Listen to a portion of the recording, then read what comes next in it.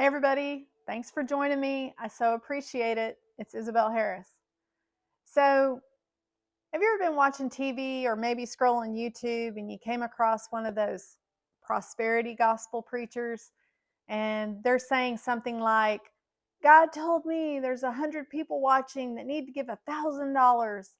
And if you'll be one of these 100 people, you'll be blessed within 30 days' time. And the clock's ticking, so get your money in right now. You ever heard anything like that? Bet you have, because it's gotten really out of hand and it's really common. And I've lately saw people still doing this. So that's the inspiration for this video, because giving is all through the Bible, prosperity is all through the Bible, and I want to say out front, I'm a big believer in it. I'm fine with it. But there's several things that these prosperity focused money grubbers don't want you to know. And that's what we're going to talk about. But first, I want to start with the scripture out of the book of Luke, and it's Luke chapter 20. I'm going to look down here for a minute. It's verses 46 and 47. And it says, Beware of the scribes who desire to go around in long robes. They love greetings in the marketplaces, the best seats in the synagogues, and the best places at the feasts. So they want to be in the middle of everything and they want to look big and important. Who devour widows' houses. Remember that. Devour widows' houses. We're going to expound on that in a little bit. And for a pretense, pretenders, they make long prayers. These will receive greater condemnation. So Jesus has put a warning in here that people that are like this and do these things are going to receive a greater condemnation. All right. So y'all know I like analogies. So have you ever been, say, in a shopping mall or maybe a car lot? That would even be a better.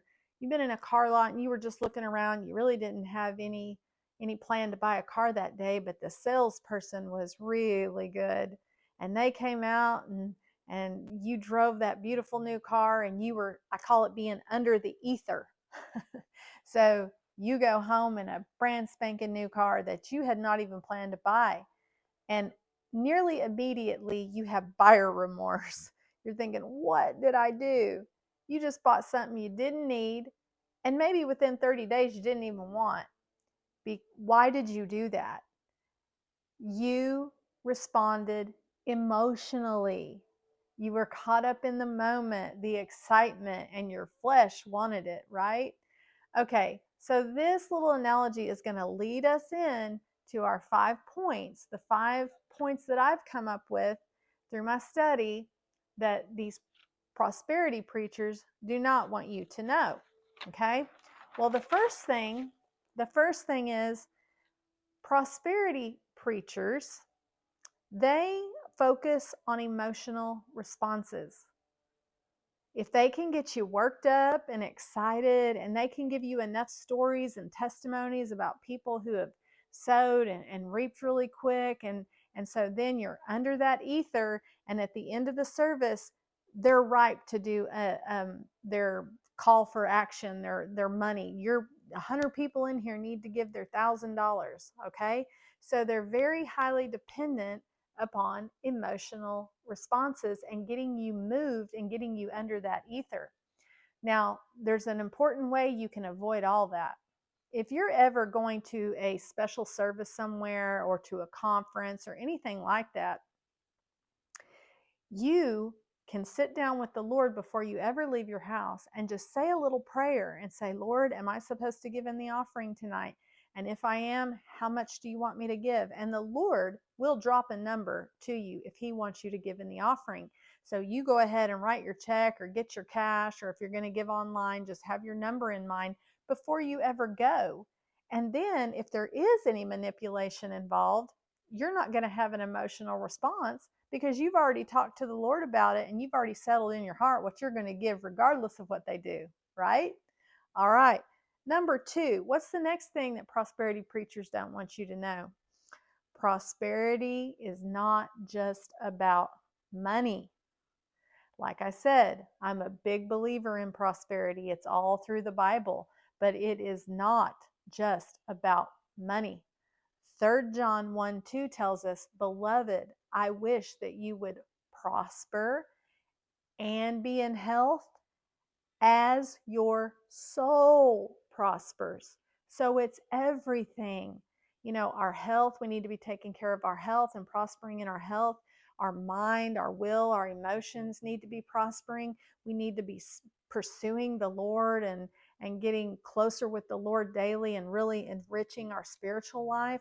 That's the best prosperity of all. Okay. Well, they don't want to talk about those things. The prosperity preachers, as they're called, they just want to focus in on the money because that's how they make their living, and they have a lot of reasons they do that.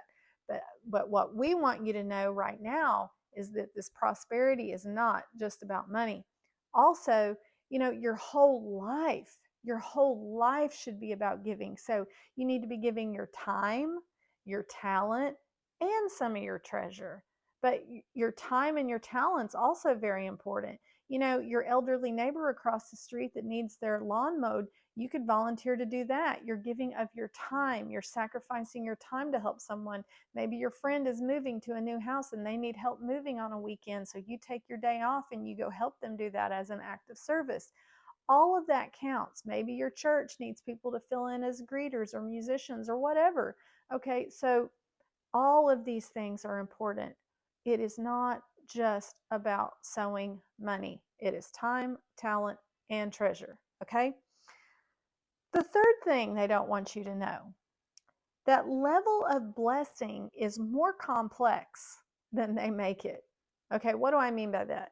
So they may say something like, if you sow your $1,000 seed within 30 days, you're going to have a return, and it's going to be 30, 60, or 100-fold, and that scripture is in the Bible. But one of the preachers that I really enjoy listening to explains it like this. God is not going to bless you with something that would destroy you. So every person has a level of blessing that they can handle at that given time in their life. The best example of this would be, do you give car keys to a 6-year-old? No, because the child is not mature enough. The child is not ready. The child cannot steward the car, driving the car yet, because they are not old enough or mature enough or have enough knowledge. They're not even big enough. So it's like that. God knows what you're ready for and when you're ready for it. So these prosperity preachers that try to tell you that within 30 days you're going to, money's going to float down from heaven and you're going to be ridiculously blessed, they can't tell you that. Okay? So there's a lot more to the level of blessing and when it shows up than what they tell you. All right? Number 4, the fourth thing they don't want you to know. Sometimes there's a gap between sowing. Let's say God laid on your heart to sow a seed. Okay, He does do that. He lays on your heart to sow a seed into a ministry or whatever. Sometimes there's a gap. In fact, last week's video, Ecclesiastes 11:1 was my main scripture, where it says, when you cast your bread upon the water, after many days it shall return. So they want you to think that you're going to sow a seed and in 15 minutes you're going to reap. It doesn't work that way. Okay? So sometimes your return can come back pretty quickly, but oftentimes there's going to be a gap. And the truth is, we just have to consistently be obedient and sow continually to reap continually. And it's not just in their ministry, okay? It's in wherever God is laying on your heart to give.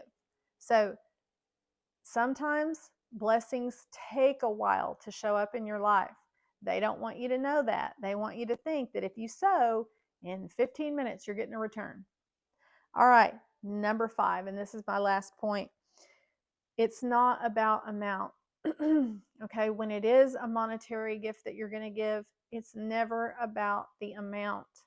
It's about obedience, and it's about your heart posture before God. God may tell you to sow $20. God may tell you to sow $50. God may tell you to sow $1,000. If you can sow $1,000, He may. But it's about obedience. This is between you and God, and it's always an act of worship. So it's not about amount, it's about your heart condition and your obedience, and it's between you and Him. It's not between you and the prosperity preacher. It's between you and God. Remember, in Luke 21 and also over in Mark 12, Jesus tells the story about the widow. There's the widow that put in her 2 mites. Well, 2 mites was nearly nothing.